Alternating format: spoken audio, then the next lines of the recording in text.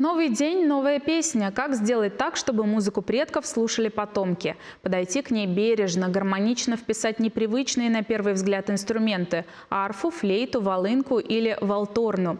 Первый в истории проект из Чувашии, представляющий национальную музыку в жанре world music, уже завоевал награды престижных конкурсов.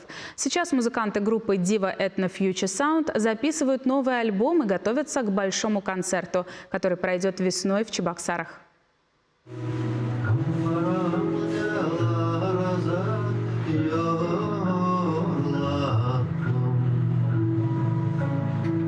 Голос прошлого и голос будущего сливаются в настоящем. Группа живет и творит в двух городах. Музыканты записывают свои партии и в Москве, и в Чебоксарах. Идея по-прежнему сохранить духовное наследие народа, песни и стихи, чтобы звучали они свежо и по-новому. Музыкальное сообщество уже оценило работу. Впервые в истории престижной премии Russian World Music Awards 2021 в десятку победителей вошел проект музыкантов, исполняющих чувашскую музыку. Альбом группы Chuvash Stans and Songs был признан лучшим аутентичным проектом и вошел в топ-40 всемирного чарта. Лидер группы Руслан Соловьев последний год не расстается со сборником песен чувашского народа, изданного в прошлом веке. При этом к мелодиям уже в уме композитора добавляются новые оттенки и необычные инструменты. Мне всегда интересно пробовать добавлять в песни какой-то новый звук, новое звучание. Это, во-первых, сама песня зачастую подсказывает то или иное звучание, и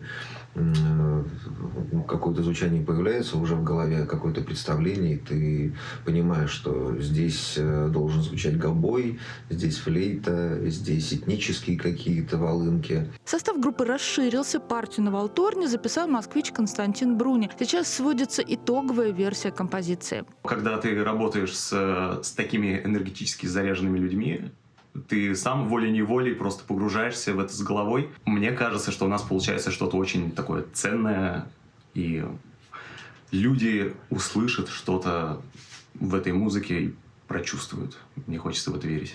Песню «Сквозь звезду видна дорога» можно будет услышать на апрельских концертах в Москве в клубе Козлова и в Чувашской государственной филармонии. Анна Филиппова, Вести, Чувашия.